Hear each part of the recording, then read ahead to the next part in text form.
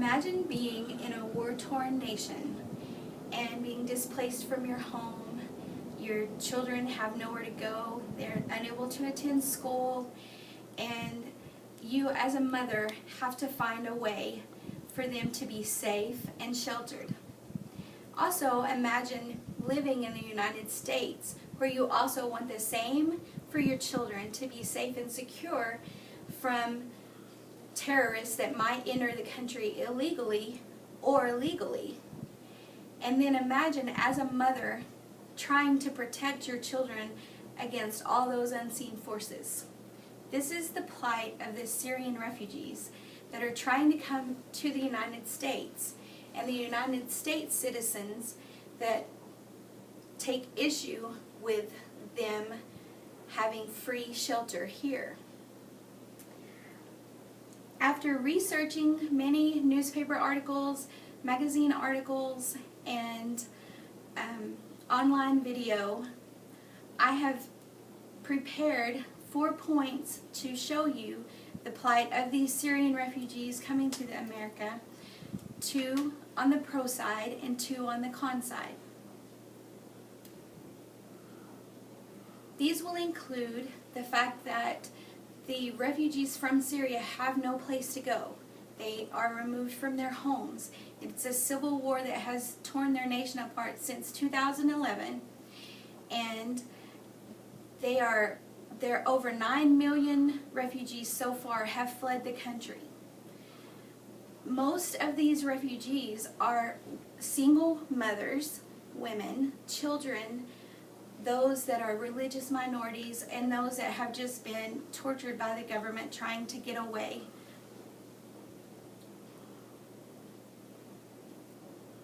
The stress that it brings on American communities is great in that they are having to provide for these displaced people, families. They're having to provide shelter, schooling, medical costs. And a new aspect that has been introduced is the fact that terrorists are able to slide in under the veil of refugee status.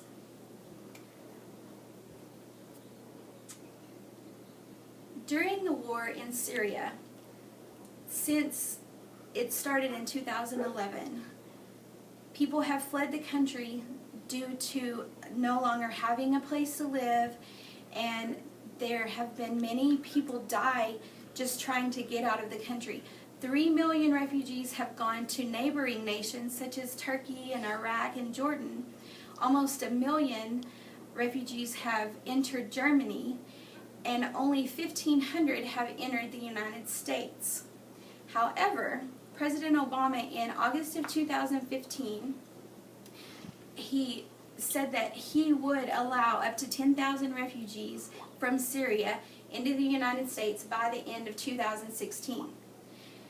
As a humanitarian cause, he is reaching out, and after being asked by the International Rescue Committee to receive as many as 165,000 refugees, he has come up with the number of 10,000 that he will allow to be sheltered in the United States by the end of 2016.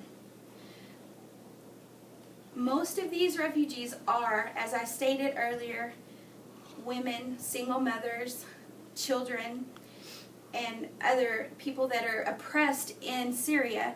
So they are seeking a way of finding shelter in America. So, as you can see, that is really important. As a mother myself, I can understand their plight trying to get their children over here and out of harm's way. However, these communities that are being asked to shelter these refugees are having to pay for housing, they're having to find them jobs, they're having to place the children in school, provide medical care that they might not have gotten for years.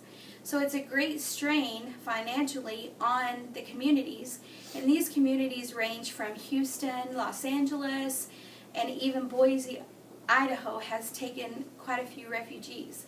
But it is an additional strain on the communities when they place them.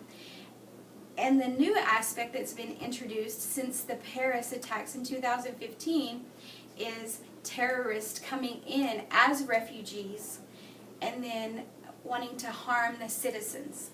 And in this way, many Americans have become frightened to allow the Syrian refugees to enter their communities.